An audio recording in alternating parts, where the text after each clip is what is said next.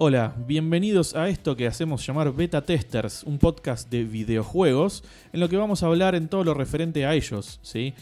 Juegos en sí, géneros, plataformas, estudios que los han desarrollado y que han desaparecido, estudios que siguen existiendo, estudios que nos gustan y que no, juegos que nos gustan y que no, juegos que jugamos, juegos que no jugamos, juegos que no jugaremos nunca, y demás cosas. Mi nombre es Seraus y nada, les doy la bienvenida y les presento a mi compañera en el crimen, Pandemonium. Perdón. Pero me olvidé de abrir la lata. Hola, ¿qué tal? Buenas tardes. Introducción, mi lata. Perdón. No me mates. Estamos esperando que te presentes todavía. Hola, ¿qué tal? Soy Pandemonium. Es que ya me presentaste vos. Ok. Bueno, ¿de qué vamos a hablar hoy? Bueno, vamos a estar hablando un poco de primeros juegos, ya que es el primer programa. Primeros juegos jugados, primeros juegos terminados, primeras veces. Primeras veces. Bueno, empezá a contarme vos, por ejemplo. ¿Cómo es que te iniciaste en el camino de los videojuegos? Primero voy a poner como el disclaimer, el aviso. Era muy chica, extremadamente chica cuando yo arranqué con los videojuegos, así que mi memoria va hasta un cierto punto. Yo habré arrancado a jugar cuando tenía 3 años, más o menos. Siempre empecé, para dar un poquito de contexto, mi papá es al día de hoy licenciado en sistemas, entonces contábamos como con el privilegio de tener una computadora en casa. Y además, bueno, tanto mi mamá como mi papá trabajaban, digamos, en ambientes donde una computadora era como necesaria. Entonces yo, en su momento mi mamá trabajaba de optómetra, yo iba al local, perdón. Iba al local y me quedaba jugando jueguitos en la computadora que había en el local. Recordemos que en esa época no había placas de video dedicadas para videojuegos ni nada de eso. Con suerte las computadoras tenían disco rígido, si no es que eran iniciadas por un floppy o disquete, que hoy es más conocido comúnmente hoy en día como el simbolito de guardar en el Office. Pero supo existir ese objeto, por eso tiene ese dibujo. Pero digamos, esas computadoras eran monitores monocromáticos a veces, si es que no tenían, todavía no había llegado el monitor a color. Los monitores eran de tubo, o sea, tubo de rayos catódicos o CRT. Sí, quería dar justamente ese contexto. Yo soy del año 89, cuando empecé a jugar habrá sido el 92, 93, una cosa así. Tenías 4 años.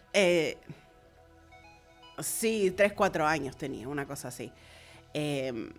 Y medio que jugaba porque también yo volvía del jardín y no había tarea para después del jardín, no había mucho más que aprender los colores. Así que, bueno, mi mamá me llevaba a la óptica y yo jugaba ahí, como vos dijiste, en un lindo monitor de tubo, de fósforo blanco, ni a color teníamos en la óptica. El juego que yo jugué, el primero sí sé que fue a color, okay, pero nosotros no. Pero se veía en blanco y negro. Se veía en blanco y negro, okay, porque era lo que le daba al monitor. De hecho, era un juego de DOS, Windows sí, ni siquiera existía en esa época. Y bueno, esto es lo primero que yo tengo memoria de estar jugando. Y de hecho, para mí, que se hayan mejorado tanto los procesadores de búsqueda o que haya aparecido la IA, un poco me facilitó poder saber cuál era ese juego, porque para mí era un juego de Tom y Jerry. Punto. Pero bueno, el primer juego que yo jugué era el Tom y Jerry Yankee Doodle's Catastrophe. Se llamaba. Sí, Tom y Jerry. Tom y Jerry. Era un juego de 1990, publicado por High Tech Expressions. High Tech Expressions compañía que duró muy poco tiempo y tenía algunos juegos... Nada, no era muy conocida. De hecho, cuando estaba buscando, hubo una de las Wikipedias que ni siquiera listaba este juego. Así que, nada, es un juego extremadamente viejo. Solo para PC existía. Solo para PC, específicamente de OS. Y básicamente es un juego donde vos jugás como Jerry y vos vas, digamos, peleando en distintos Recordemos que momentos. en el cartoon o dibujo de Tom y Jerry, Tom es el gato, Jerry es el ratón. Ah, sí, perdón, me olvidé. Ahí vamos. Pasa que en mi inconsciente es como... Sí, yo para dar un poco de contexto, digamos, es un videojuego basado en un dibujo animado. Sí. ¿Sí? ¿De Hanna-Barbera era? ¿De Tom y Jerry? ¿O de Warner? No importa. No me acuerdo. Uno de los grandes estudios de animación de ese momento. Y que, bueno, videojuego basado en ese dibujo animado. Con los protagonistas eran un gato y un ratón. Para quien no los conoce y no los ubica, ¿no? Pero digo, protagonistas eran un gato y un ratón. Que todos los capítulos, todos los episodios era básicamente el gato tratando de atrapar al ratón y nunca lográndolo. Porque el ratón era un poquitito más inteligente, digamos, que el gato. No me gusta esa idea, no suscribo. Y en algún momento se supo introducir un perro, Spike, que completaba el triángulo de gato persiguiendo al ratón, le rompe las pelotas al perro, entonces el perro persigue al gato y le salva la vida al ratón. Y así. De hecho, paradójicamente, este juego pasa con varios juegos de Tom y Jerry. Tengo entendido que este juego en particular está basado en realidad en un capítulo de Tom y Jerry, que se llamaba The Yankee Doodle Mouse. Ok. Aparentemente, según un poco lo que vi, era medio como una cosa medio patriótica, por eso lo del Yankee Doodle. Pero donde básicamente pasan cosas que ellos después las llevaron al juego. De hecho, hay algo muy gracioso que uno de los ataques de Jerry es básicamente salir en un autito y atropellarlo a Tom. Ok. En base a buscar sobre ese capítulo en especial, obviamente con los gráficos que tenía el juego original, no se entendía esto, pero era un rallador de queso sobre una patineta. Ok. El tema es que, claro, con 5 píxeles, como mierda haces para dar a entender que eso es un rallador de queso con una patineta. Después tenía un poco de sentido, porque si vos ves la versión a color del juego, Sí. Cuando lo choca con el autito, entre comillas, a Tom, aparece como que le pela el traste. Ok. Y claro, ahora tiene sentido porque es un rallador de queso. Sí. Bueno, entre las tantas cosas que podías hacer en ese juego estaba eso de que salieras con el autito, que salías a todo esto. Tu rampa era como una especie de tabla de planchar. Ok. Después tenías... te subías como por una escalerita a un agujero en la pared y se tiraban huevos mutuamente. Él te podía tirar huevos. Y de hecho, si estabas demasiado tiempo en la plataforma tirándole huevos, te disparaba con una pistolita que tenía una sopapa de las de baño. Sí. En la cara. Y te tiraba para atrás. Ok. Después tenías tenías un tomate en una trampa de ratón, que el tipo la usaba tipo catapulta, ¡pup! Y le pegaba un tomatazo. Ok. Después tenías otro donde hacías esgrima con agujas de tejer, o le tirabas bombitas de luz desde un avión hecho de cartón. A ver, por lo que escucho es un típico juego para niños o Sí, niñes, obviamente. digamos, para un tipo de juego infantil, que no está mal, o sea, porque usaba todos elementos que podías encontrarse en la casa: agujas de tejer, rallador, tomates, trampa para ratones por ahí no tanto, pero dada la situación de que tenías un ratón en la casa, está bien que hubiera una trampa para ello. Además, perdón, eran cosas que pasaban en el capítulo mismo. Así Sí. que de por sí se usaban como herramientas. Y la otra era dinamita. Ahí es que ya escalamos un poco. Sí. Igual lo que me gustaba, porque estuve viendo videos sobre el juego para recordar cosas, y el conteo de puntajes vainerea porque no se entendía nada. No se entendía ni cuándo le daba, ni cuándo te daba más puntos, ni el conteo de puntos. Por momentos parecían que era todo 10 puntos. Ujú. Pincharlo te daba 10 puntos, tirarle un huevo, dar 10 puntos, no sé qué. Pero de repente tenías, no sé, puntos con 4, puntos con 5, y que te ataque Tom, que Tom te atacaba efectivamente varias veces, Sí. no descontaba puntos. Pregunta, ¿era un juego exclusivamente para un solo jugador, o sea, single player? Sí, sí. Oh, ok. Sí, de hecho la pantalla de selección tenía cosas como... No, pero digo, si están los dos personajes tirándose uno cosa al otro, por ahí cabía la posibilidad de que uno controlara al ratón y otro al gato. No. De hecho, creo que vos tenías, si mal no recuerdo, eran niveles 1 y 2. Este nivel que yo describo específicamente era en un sótano. Y el otro no me acuerdo dónde ocurría, me olvidé de buscarlo, pero... y después te preguntaba por cuántos minutos vos querías jugar. Ok. Y después, cuando vos terminabas, Sí. había como una especie de... Bueno, acá está la tabla de jugadores con más puntajes, que no sé, para mí se borraban 10 segundos, pero... Bueno, nada. Ok. Bien. Yo lo jugaba, como te dije, en la PC, en la óptica de mi mamá, y creo que lo teníamos en casa también, pero ahora no me acuerdo. Ok, bien. Bueno. Entonces, tu primer videojuego fue un videojuego basado en un dibujito animado que ya veías, digamos, en la tele. Sí, a mí me gustaban muchísimo todos los dibujitos, me gustaba Bugs Bunny, el Pato Lucas, absolutamente todo. Bien. ¿Qué me decís de vos? Bueno, ¿Cuál es tu primer recuerdo? En mi caso, yo los voy a llevar un poquito más atrás en el tiempo. No, yo soy porque sos más viejo. Yo soy más viejo, más antiguo, más vintage. Supongo yo que habiendo nacido en el 82 y habré empezado a jugar a mis 4 o 5 años también, o 6 quizás, por ahí. Habré empezado a jugar entre el 86 y el 88. Y lo primer computadora / consola que tuve fue la Commodore 64. La Commodore 64, para quien no lo sabe o no la conoce, nunca la escuchó nombrar, era una computadora en sí, pero en ese momento era una computadora que la computadora tenía forma de teclado. O sea, toda la computadora estaba dentro de un teclado. Y para pantalla la podías conectar a cualquier televisor que tuvieses. Y tenía, además, podías tener 2 unidades auxiliares. Una era una unidad de un dataset, que era una unidad de cassette, donde se metían cassettes de cinta, como los cassettes de audio, pero con datos. O una disquetera de discos floppy 5 1/4. Esos disquetes grandes, muy finitos, muy flimsy, que se metían en sobres de papel. Qué lindos que eran.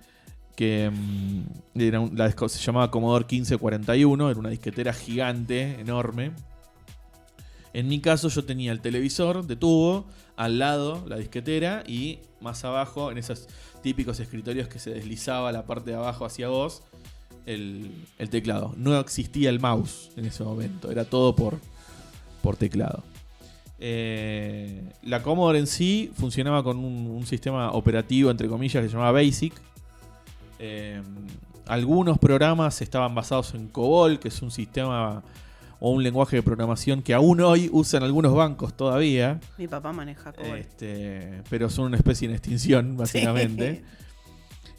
Pero básicamente BASIC sería el lenguaje. Y si bien era una computadora que se podía usar para un montón de cosas, también se utilizaba muchísimo para jugar. Había muchos juegos desarrollados para esa computadora. No existían las consolas de videojuegos en sí. Estoy hablando de la computadora esta. Fue desarrollada en 1982. ¿Sí? Y para que se den una idea y ubicarlos más o menos en su poder de procesamiento, era una computadora de 8 bits. Y la PlayStation 1 era de 32 bits. ¿Sí? Para que más o menos se den una idea y ubicarlos de dónde estaba. ¿Tenía interfaz gráfica la Commodore? Sí, ¿por qué no? Qué sé yo, podía hacer todo No, el Basic. Tiki Tiki. No, era el Basic, que era como un DOS si querés, a la vista. Ah, bueno, entonces sí, no tenía interfaz gráfica, era todo texto. Sí, era, a ver, Pues DOS era... Sí, pero digo, era por comandos, Claro, el Basic, por eso. ¿sí? Sirvió mucho, mi transición fue muy natural de haber usado Basic en la Commodore 64 después a usar una máquina, creo que después la siguiente fue una 286 con DOS.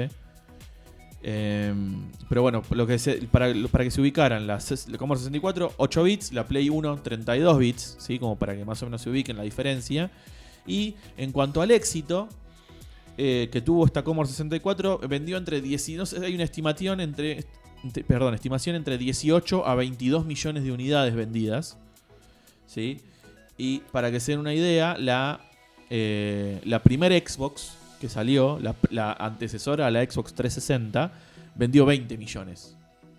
Más Bien. o menos, para que tengan una idea de cuán exitosa fue la Commodore 64 en su momento. Bueno, para ir a lo que estamos hablando, que es el videojuego, el primer videojuego que yo me acuerdo de jugar en esa consola fue el 1942. El 1942 es un juego basado o ambientado en la Segunda Guerra Mundial, como su año lo indica, ¿sí? Claro. Era lo que se llama un vertical scroller. Básicamente, si bien lo podías jugar en Commodore 64 o en otras computadoras / consolas hogareñas, cuando lo ibas a jugar a los arcades, a los fichines, el monitor era vertical, no era cuadrado, era como un monitor rectangular que estaba puesto como, si querés, de costado. O sea, con la parte lo más... largo, Lo largo, ok. vertical, básicamente. Vertical, ok. Vos lo mirabas y era más alto que ancho. Ahí está eso. Y vos manejabas un avioncito que salía al primer nivel, o sea, despegabas de un portaaviones. Y como se llama vertical scroller, el mapa vos ibas avanzando indefectiblemente, vos no podías controlar eso, sino que con una palanca te movías izquierda, derecha, o más adelante, o más arriba, o más abajo en la pantalla, y disparando a aviones y enemigos que te venían. Cada enemigo, por ahí, cada una X cantidad de enemigos que destruías te daba un power up, o sea, podías disparar mejor, o moverte más rápido, o disparar más municiones por tiro. Había minibosses, aviones más grandes que disparaban y demás. Ese juego salió en 1984, ¿sí? Originalmente, diseñado por un japonés, Yoshiki Okamoto. Y tuvo varias secuelas. El avión que se utilizaba para jugar era un Lockheed P-38. Avión monoplaza. Como decía, de la Segunda Guerra Mundial. Como les decía, lo diseñó Yoshiki Okamoto. Y fue para la compañía Capcom. ¿Sí? Ojo, tranqui. El mío era tan desconocido que ni sé quién mierda lo hizo. Digamos que se utilizó el avión el P-38, que era un avión que usaba la Fuerza Aérea Norteamericana, y se decidió usar el P-38 para hacerlo más agradable y atractivo para el público americano, digamos. La vieja confiable. La vieja confiable, exactamente. Este juego se porteó a consolas como la MSX. ¿Sí? Por ahí podemos armar un episodio de viejas consolas y repasar viejas consolas que nadie tuvo, quizás, pero... sí, que nadie tuvo, sí. O cosas así, porque por ejemplo fue a la MSX o una NEC también, pero también fue porteado a la NES, ¿sí? A la Nintendo Entertainment System, más conocido como el Family, de este lado, digamos. Y también se hizo un port en el año 2000 para el Game Boy Color. Ay, mira. Por ejemplo. ¿Sí? ¿Por nostalgia o...? Seguramente alguna edición, aniversario o cosas así, porque fue un juego que fue bastante nombrado en 1942. Y también existió su secuela, el 1943. ¡Oh! Uy, Sí, wow, nos mataron con el nombre. La secuela fue 1943, la batalla de Midway. Ok. ¿Sí? Que para quienes no conozcan la historia o se hayan interesado en leer sobre la Segunda Guerra Mundial, la batalla de Midway fue una batalla aérea en el Océano Pacífico que involucró a las fuerzas aéreas japonesas. ¿Sí? Que estaban del lado del eje o de los nazis, digamos. ¿Y ahí usabas un avioncito japonés o...? No, es el mismo P-38. Ah, bueno. Porque vos tenías que estar siempre al lado de los buenos. Claro. Digamos. El 1943 fue en 1987, ¿sí? 5 años después del 42. También para Capcom, obviamente. Digamos, desarrollado por Capcom, pero cambiaba un poco el diseño de los enemigos y un poco el diseño de los mapas porque era más siempre sobre territorios marítimos y contra la Fuerza Aérea Japonesa, Claro. digamos. Como les dije, también fue porteado a NES, salió en PC, existió en PlayStation 2, PlayStation 1, PSP, Xbox 360. Bueno. Fue porteado a una infinidad de consolas mucho más modernas. Ya no estuvo. Sí fue el mismo diseñador, Yoshiki Okamoto, pero bueno, el 1943 tuvo un buen éxito como el 42. Los siguientes ya no tuvieron tanto éxito, porque quedamos como que la fórmula del juego ya había llegado a lo agotamos. Como que. Lo que sí, recomendación personal, muchos años después, a mí el género me gusta, es un juego que después han salido muchos juegos de este tipo de género en celulares, aprovechando el mismo formato, los celulares que son más largos que anchos, digamos, y a controlar con el dedo sobre la pantalla. Han salido varios de esa naturaleza. ¿Tenés instalado alguno? Hay uno que se llama Skyforce. Ok. Skyforce, creo que hay dos, el 1 y el 2, que son de este mismo género. Pero yo recuerdo muy, muy gratamente uno que salió en el año 2001 para PC, que se llama Star Monkey, o el mono de las estrellas, si querés, o mono estrellado, como quieran. No.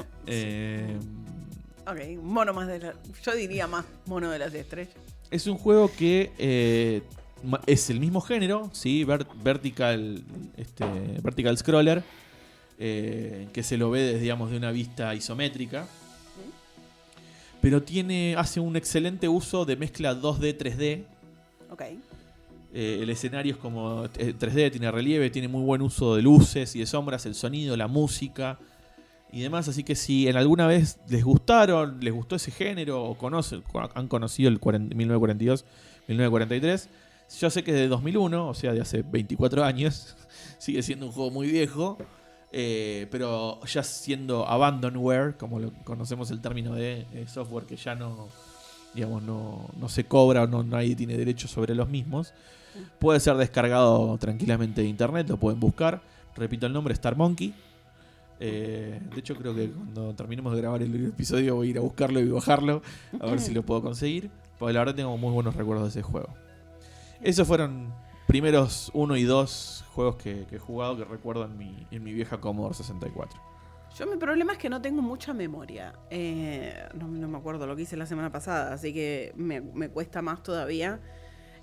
Me recuerdo mucho de imágenes quizás, entonces, por ejemplo, el juego ese de Tom y Jerry me fue fácil recordarlo porque me acuerdo de la visual del... Bueno, ¿cómo es que se llama? Del juego. De la pantalla, de estar mirando la pantalla y... Bueno, vos sabés que ahora mencionaste Tom y Jerry. Yo me acordé que... Yo no sé si fue... digamos... Sí, o en hogareño con televisor y sentarme a jugar cosas así, como en 64. Pero he tenido handhelds, o sea, de jueguitos de mano.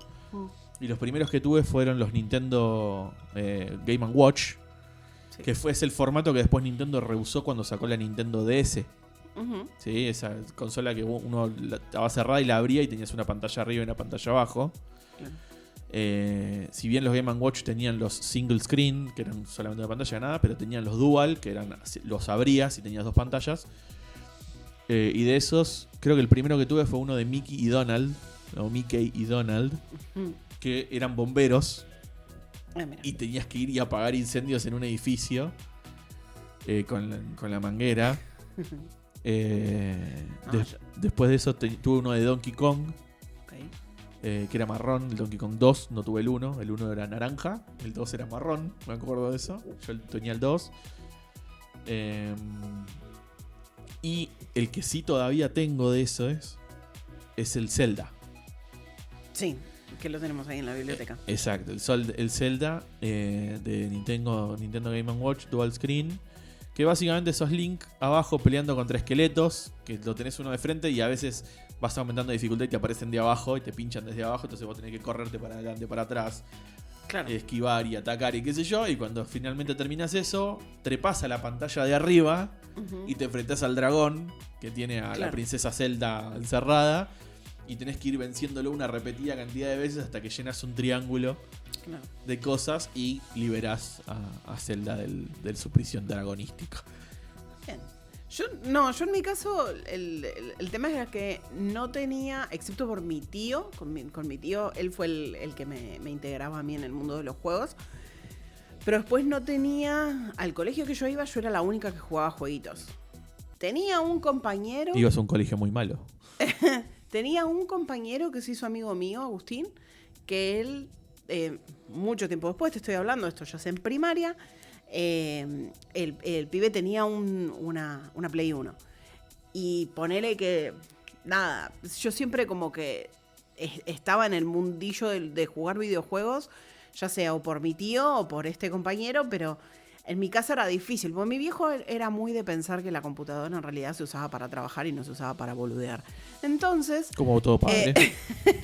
Entonces... Obviamente no eran de fomentar mucho esta cuestión. Yo muchos de los juegos que jugué, los jugué gracias a muchas de estas revistas que existían allá lejos en los años 90, tipo PC Manía o cuando salió la Extreme PC, por ejemplo. Extreme PC salió en el 98, creo. La Extreme PC en el 97. Del 97 al 2003. Tengo dato accesorio, tengo todos los números de Extreme PC en digital y muchos en físico. Gran revista de videojuegos, lo que charlaremos en otro episodio de este mismo podcast. Ok. Pero bueno, yo como que dependía muchísimo de lo que venía en revistas o de lo que me mostraba mi tío. Por ejemplo, con mi tío, yo una de las primeras cosas que recuerdo haber jugado eran el Doom, el 1, así. Año 93, 92. Claro, o sea, nada de todo ese mod que se hizo después del Z-Doom. No. Era Doom. Sí, no podías. En disquete. Claro, que no podías tampoco apuntar. Era como que mirabas en horizontal. No, el de arriba y abajo era cuanto más cerca o más lejos estuvieses del enemigo. Sí. Era como una prox. Te movías con las flechitas y disparabas con control. Exactamente. El Doom, el Wolfenstein 3D. Y mucho tiempo después, recién el otro juego que me acuerdo es el Age of Empires. Que ese sí. Ya estás hablando de cosas mucho más modernas. Sí, ya estoy hablando de cosas mucho más modernas. Te salteaste varios años. Sí, de hecho medio que moja los pies en el próximo tópico, pero... Bueno, con respecto a esos mismos juegos que vos nombrás, Doom, Wolf 3D y demás, yo, además de esos...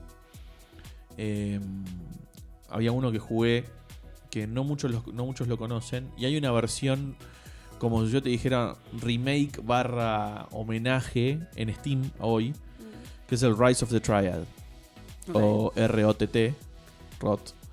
Es un juego que mezcla cosas del, no tanto el Doom, pero sí del Wolf, con cosas del Hexen o Heretic. Porque tiene cosas esotéricas y de magia y cosas así, y con cosas del ocultismo que se le adosaba al nazismo en ese momento. Mira, tranqui. ¿Nunca jugaste Return to Castle Wolfenstein también? Sí. Bueno, esos elementos sobrenaturales que tenía eso. Rise of the Triad es un gran ejemplo. Recomiendo que lo busquen también, es un buen juego.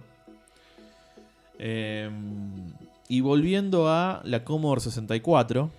Perdón, ahí sí, ahí lo estoy viendo, el Rise of the Triad, porque me puse a estás buscando Estaba buscando a vivo. Está muy bien. Che, pero tenía mejor diseño de mano incluso que...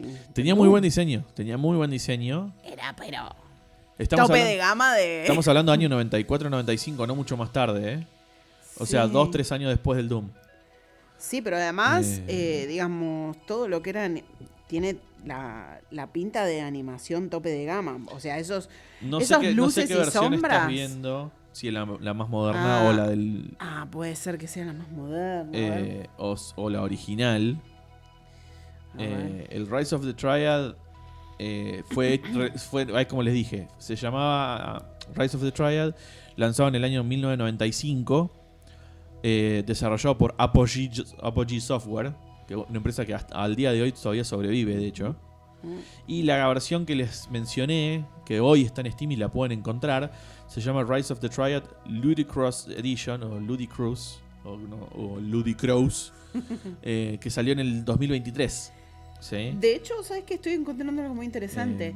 Aparentemente, en realidad, salió inicialmente en diciembre de 1994 y empezó como shareware. Sí. Mirá. Sí, Recién salió full version en 1995. Así es. Bueno, shareware, conceptos que han muerto en la industria del videojuego. Que también podemos a otro episodio hablando de ese tipo de cosas. Sí, ¿no? Estudios que ya no existen, terminología que ya murió y demás. Claro, que un poco para los que por ahí no saben, el shareware era es como una especie de software propietario en el cual el owner, el que posee el software, desarrollador, sí. No necesariamente el desarrollador, puede ser el que tenga la propiedad intelectual, pero digo, el creador del producto, podía ser cualquier tipo de software, es el que distribuye manualmente ese producto. De hecho, ese concepto de shareware también empezó, no me acuerdo ahora bien, pero creo que había sido con el Doom también, sí. Porque ellos lo distribuían poniéndolo en disquetes y mandándolo por correo. Sí, a ver, es como el precursor de lo que fueron las demos. Sí. Sí. Es como si yo te dijera, te daban, por ejemplo, el ejemplo que dio Panda recién, el tema de darte un disquete con el Doom. Y cuando vos te lo doy gratis y te vienen 1 o 2 niveles. Y si vos después me pagás, entonces yo te mando el resto del juego. Todo muy a mano. Estamos hablando de una época en la cual Internet estaba en baby steps, ¿sí? Año 94-95. Baby steps a nivel mundial, digo, ¿no? O por ejemplo, hoy cuando compran un 30-day trial, un prueba de 30 días gratis que tiene con funcionalidades limitadas, sí. Y cuando pones la tarjeta de crédito se te destraba todas las funcionalidades. Bueno, eso era lo que se conocía antiguamente como shareware, ¿sí? Porque la idea era compartir, dar a conocer el producto que habías desarrollado. Sí, que por lo menos en esa época no había chances de decir, bueno, por 30 días o por no sé qué, simplemente era una cuestión de, bueno, mira, te doy hasta esta parte del software. Tenés 1, 2, 3 niveles y punto. En ese momento, claro, en ese momento todo lo que era la especie de demo se hacían así, como corto, digamos. Bueno, volviendo, como les decía, a la Commodore 64 y los otros juegos que jugué por primera vez, uno lo van a conocer seguro porque se han hecho distintas variaciones y ha tenido muchos remakes y reboots y demás, pero yo me voy a mencionar el original, el primero, el Prince of Persia. ¿Sí?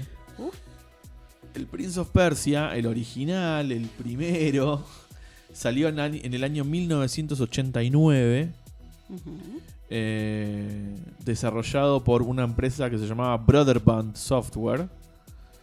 En el año 90 recién salió para DOS. Y en el año 92 en el 91 para PC Engine, otra consola que ya por ahí vamos a tener que armar un episodio específico de consolas muertas. Y en el año 92 para Play 2, Xbox, NES, Game Boy, Master System, Mega Drive y demás de Sega, ¿no? Bueno, este Prince of Persia, el primero de todos, como les decía, salió en el año 1989. Tenía una característica, más allá de que era como un side-scroller o un plataformero, en el cual el personaje podía iba cada vez que llegabas al borde de la pantalla, pasabas a la siguiente pantalla, dentro del mismo nivel. Ibas peleando contra enemigos con una espada, saltabas, trepabas, podías ir hacia arriba o hacia abajo en los niveles. Lo más notorio que tenía y algo que se le festejó mucho a este juego fue la fluidez de la animación del personaje principal. Sí, era muy bueno.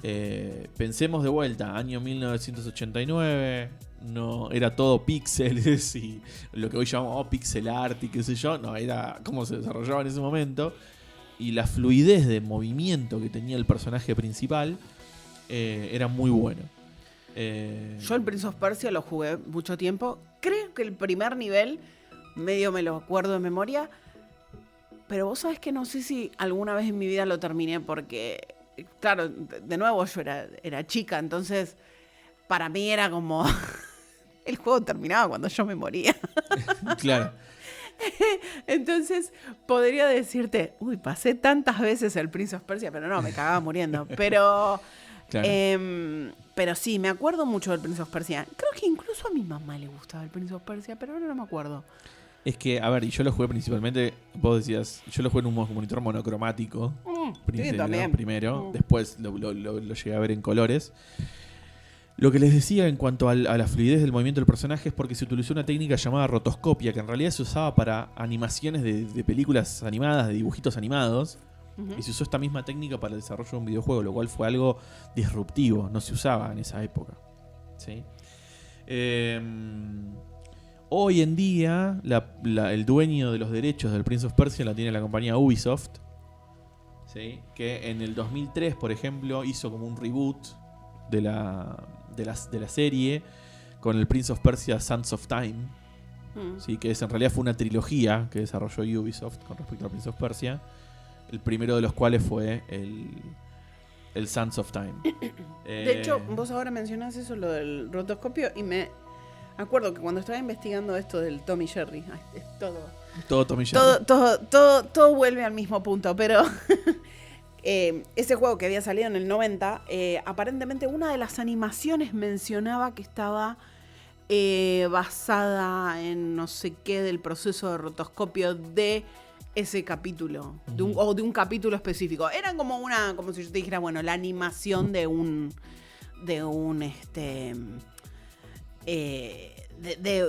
Tom en un momento específico del juego estaba medio basado en eso. Ok. Pero ahora que lo mencionás, me pareció como... Bueno, vos recién mencionabas que el juego se terminaba cuando vos morías. Sí. Bueno, que era muy frecuente. En realidad el juego tenía vidas infinitas. Vos podías morir 700 veces, no importaba. El tema es que el juego tenía un límite de tiempo. Cuando el juego vos iniciabas la partida tenías 60 minutos para terminar el juego, que consistía de 15 niveles. ¿Sí? Para mí no recuerdo. Eso implica que vos deberías tardar menos de 4 minutos por nivel, si mi matemática no me falla.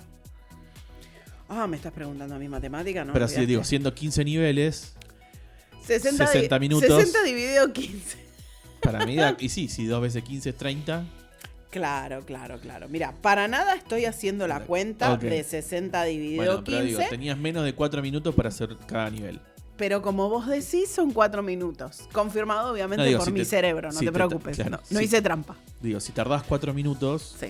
Por nivel, es tarde. Bien pedo, tardaba 4 minutos. Seguramente estaba 10 minutos con la misma pelotudez, con el mismo tarado ahí tratando de pegarle con la espada, porque yo no coordinaba ni dos movimientos, pero bueno, ponele. El punto es que nada, eso se trataba el juego, ¿sí? Ir avanzando niveles, venciendo enemigos con las espadas y sorteando las trampas que había en los niveles y demás, ir avanzando hasta llegar a la habitación donde el rey Jafar, creo que era. No, Jafar es el de Aladdin. No, tenía el mismo nombre. ¿Tenía el mismo nombre? Sí, son todos iguales. Son todos los barrios. Tenía atrapada a la princesa y salvabas a la princesa de Persia porque vos eras el ¿Alguna vez lo ganaste vos? No me acuerdo. Uy, qué boludo. Como les dije, los dueños de los derechos hoy los tiene Ubisoft. Sí. Y el último juego que lanzaron es el Prince of Persia The Lost Crown, que fue bastante bien recibido, de hecho. No tanto como los anteriores. Que está hecho más como un roguelike. Mira. Sí, es que me da para eso, qué sé yo. El Lost Crown. Es, si no me equivoco, sí. Bueno, es un 2.5D, el último, ¿no? El Lost Crown. Salió para PC, Play 4, Play 5, Switch, Xbox One, Xbox Series X y S.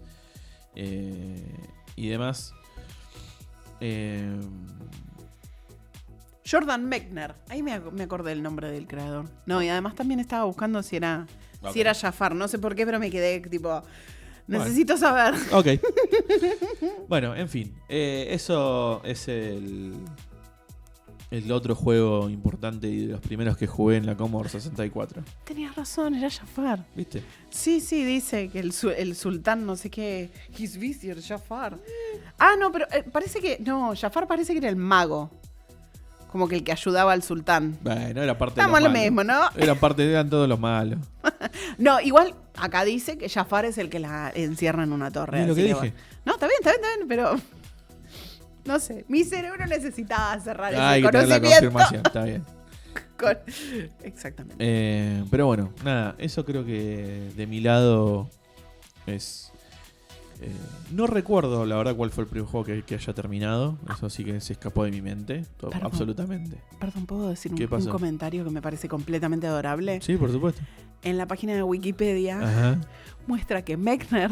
¿Quién? Así, El creador. Mechner, el creador del Prince of Persia, Sí. hacía muchos dibujitos así, hechos a mano, mira. Claro, los bocetos de los Bocetitos niveles. a mano, ay, qué ternura que me da. Sí. Lo amo mucho. Te quiero mucho, Mechner. Un abrazo de gol. Bueno, sí. y en algún momento deberíamos hacerle algún homenaje al creador del Tetris, me parece. Sí, re. El juego más vendido de la historia, Mira. dicho sea de paso. Ruso. ¿Habrá sido más vendido que la Biblia? Mira, Quiero sacar números. lo averiguaremos en un próximo episodio. Perfecto. Bueno, yo creo que creo que hemos cubierto, ¿no?, lo que nos planteamos para el episodio de hoy, nuestros Sí. primeros juegos y demás. ¿Algo que vos quieras agregar? No, porque en ese momento era todo ubú, aguá, y yo no entendía, Y no entendía mucho de qué era lo que pasaba. Yo nada más tecleaba cositas y eventualmente pasaban cosas en la pantalla. Tenía muy Bien. poca edad como para recordar algo. Lo que sí ya recuerdo un poco más, no precisamente si lo terminé, porque el próximo tema es primer juego que terminemos, que hayamos terminado. Es que no, porque yo no me acuerdo, así que... El problema es que, si querés podemos hablar de cuál es el juego que más viciaste. Eso también, eso sí. Eso como que sí. Pasa que el tema es que los juegos que yo jugaba... Los juegos que más horas me han consumido, si querés. Los juegos que yo jugaba personalmente, de repente no tenían un final. El Age of Empires no tenía un final. Vos tenías las campañas. No, tenías las campañas. Sí, pero si terminas las campañas, terminas el juego. Está bien, pero vos después podías jugar... Está bien, pero el modo historia, entre comillas, las campañas las terminás. Bueno, pero... Es lo mismo que el Warcraft. Si agarrás el Warcraft y terminás la campaña, terminaste el juego. Y pero que entonces si por ejemplo jugaste el juego hasta el hartazgo haciéndote campañas O sea, aleatorias. nunca jugaste la campaña, siempre jugaste Skirmish. No, sí, jugué las campañas, pero Bueno. estoy haciendo una pregunta filosófica. Ajá. Si vos nunca terminaste las campañas, Nunca terminaste técnicamente, el juego. O sea, que nunca terminé el Age of Empires 2. Y no, yo que vos me siento ahora en la compu y voy, juego la campaña y lo termino. Nunca terminé el Age of Empires 2 entonces. Ahí, bueno, ahí tenés una deuda Pero con vos misma. lo jugué tantas horas, tanto tiempo. Pasa que me Bueno, tenés mucha práctica y te va a ser fácil terminarlo. pelotudo. Y, oiga, se le cayó, me parece. Bueno, así que nada, bueno, el próximo tema que es el más o menos qué juego terminamos. Para mí era el Age of Empires, el 1, el primerito. Es más, de hecho, Es que ya te digo, yo no lo va a jugué haber... antes de que saliera la expansión de Rise of Rome. Ujú. ¿Qué le pasa a la gata? Antes de que saliera la expansión de Rise of Rome, y de hecho cuando salió la expansión de Rise of Rome, tanto le hinché las pelotas a mi papá para que me compre el Age of Empires. Por favor, cómprame el Age of Empires, cómprame el Age of Empires, qué sé yo. Fue a un lugar y le dijeron que lo más nuevo era el Rise of Rome. Entonces me trajo el Rise of Rome. Pero necesitabas el original. Necesitaba el juego base y le Sí. tuve que explicar eso a mi papá y que volviera con el chabón a comprarme el juego, Claro. el juego base. Y así lograste tener el Age 2 El Age y of la Empires expansión. Con la expansión, sí. Bueno, tan mal En no te una salió. Pentium 2, obviamente, en mi casa no se hablaba de una tableta gráfica para absolutamente nada. Era Placa de video. Perdón, placa de video de nada, porque no, olvídate. Como decía mi papá, las computadoras son para estudiar y trabajar. Lo poco que sabe ese hombre de la vida. Pero fue el juego que más vicié. Y lo había empezado en realidad por mi tío. Y con mi tío, nada, él frecuentaba muchísimo internet, tenía muchísimas más chances que yo de poder bajar juegos, de hacer cosas, como enterarse más de todas esas cosas. Y también creo que también tenía revistas de PC, ahora mucho no me acuerdo. Él también trabajaba medio en el ámbito de sistemas, entonces entre compañeros se pasaban la data, qué sé yo. Yo medio consumía lo que consumía mi tío. Para los que no se acuerden, el Age of Empires era de Ensemble Studios, era la desarrolladora. Luego conocido como Microsoft Studios. Sí, cuando lo compró. Sí, pero y la publicadora justamente era Microsoft. El juego... Es que Microsoft tuvo una época como distribuidora y publicadora de publisher de juegos muy buena. Sí, no, para nada, no se lo puedo negar.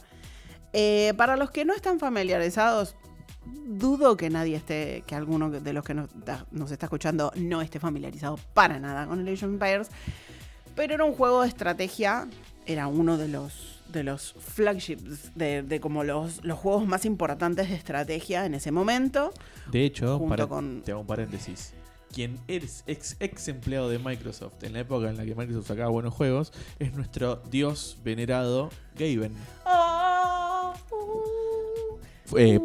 Fundador de Valve Software y demás. Pero digo, Gaben fue empleado de Microsoft en la época en la que Microsoft Gaben TKM. Un día de estos le vamos a hacer le hacemos un capítulo a Gaben. Podemos hacer un episodio de Gaben. Quiero seguir los baby steps. Quiero saber cuál fue su primer papilla. Quiero saber cuál fue su primer palabra. De hecho, dejó Harvard para irse a trabajar a Microsoft. ¡Ay, lo quiero mucho! Me gustaría tener los problemas de Gaben. Le quiero dar un abrazo. Bueno, cuestión. Este juego de Ensemble Studios, para los que no conocen, era un juego de estrategia. Tiempo real, o sea, no era por turnos, que era algo que se estilaba mucho en la época, la estrategia por turnos. Vos creabas una civilización y la llevabas adelante, conquistabas otras civilizaciones, qué sé yo cuánto. Y tenías las campañas. Las campañas muchas veces eran history accurate, o sea, iban con la historia real. Sí. Y la de Age of Empires 1 era de los egipcios, los griegos, los babilonios y los yamatos, o sea, es decir, japoneses. Yo me pasaba horas y horas jugando, a veces con mi tío, que compartíamos estrategias, nos mostrábamos mapas.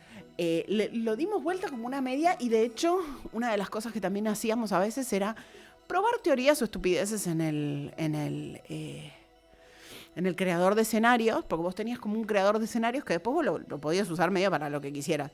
Ay, Dios mío, lo que me pasé horas agarrando y diciendo, bueno, a ver, catapultas versus caballos. Entonces encerraba un grupo de caballos así, en un 4x4, ponía 8.000 millones de caballos y de repente le ponía 70 catapultas del otro lado. A ver en cuánto tiempo puedo borrar de la existencia a estos 5 caballos. Así que nada. Ese creo que debe haber sido el primero que terminé, porque terminé las campañas. El que nunca terminé, ahora me estoy enterando, según tus conceptos. No es mis conceptos. Si no terminaste las campañas, no terminaste la historia del juego. No. Me niego a eso. Me niego. No terminé. Bueno, escríbanos ustedes y qué piensan. Nos pueden escribir, nos pueden encontrar en Instagram, nos pueden encontrar en X también, o nos pueden enviar un correo. Twitter. Cuando terminemos el Decile episodio. Twitter. No le digo Twitter. Cuando terminemos el episodio les digo los canales de comunicación, los cuales nos pueden escribir y decirnos si, en el caso de Age of Empires 2, si un jugador A no completó las campañas, terminó el juego, sí o no. No importa si le metió 350 horas a peleas. Mira, 350 horas de peleas. Bueno, pero no terminaste el juego. No me importa. Si yo juego 350 horas, el nivel 2 del Control. ¿Lo terminé? No. Eso es distinto, porque No. son niveles. No importa. Tengo 350 horas en el juego. Mira, yo no quiero decir que tenés razón, porque no me gusta admitir esas cosas. Ajá. Me parece una falta de respeto. Usted se tiene que arrepentir de lo que dijo. Me imagino. No, bueno, qué sé yo. ¿Vos cuál fue el primero que viciaste así?